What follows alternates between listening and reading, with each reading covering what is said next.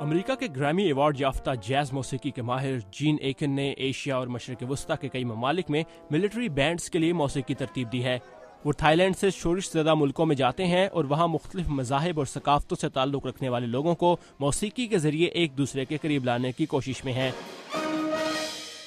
There's one common language, and that's the arts throughout China, throughout the Middle East and everything. Music سب کی مشترکہ زبان ہے جسے چین سے لے کر مشرق وسطیٰ تک ہر شخص سمجھتا ہے۔ لوگ اس میں دلچسپی لیتے ہیں کیونکہ ہم جب عراق جیسے ملک میں جاتے ہیں تو صرف ایک دن کی نوٹس پر کانسرٹ ہال بھر جاتے ہیں۔ When there's going to be a concert, and the concert halls are packed.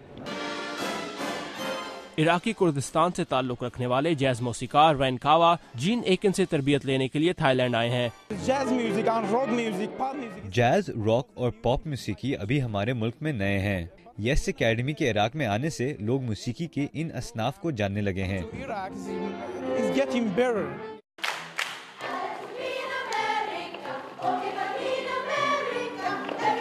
Us programme کے ذریعے لوگوں کو جیز، راک اور پاپ موسیقی کے علاوہ براڈ وے کی میوزیکل کے بارے میں مفت ٹریننگ دی جاتی ہے۔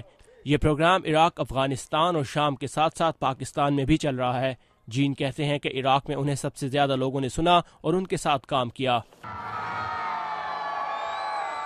اس پروگرام کے ڈائریکٹر جان فرگوسن کا کہنا ہے کہ عراق میں کئی تھیٹر اسکول اور آرکیسٹراز موجود ہیں، لیکن وہاں تربیت یافتہ اساتذہ کی کمی ہے۔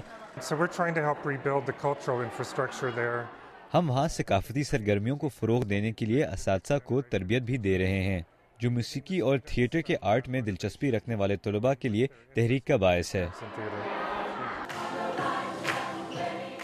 جان کا کہنا ہے کہ اگرچہ انہیں کچھ ممالک میں بچوں کو رقص کی تربیت دینے کی اجازت نہیں ہے، لیکن ان ملکوں میں ہالی ووڈ کی فلموں کی وجہ سے بچوں میں جدید آرٹس میں دلچسپی بڑھ رہی ہے۔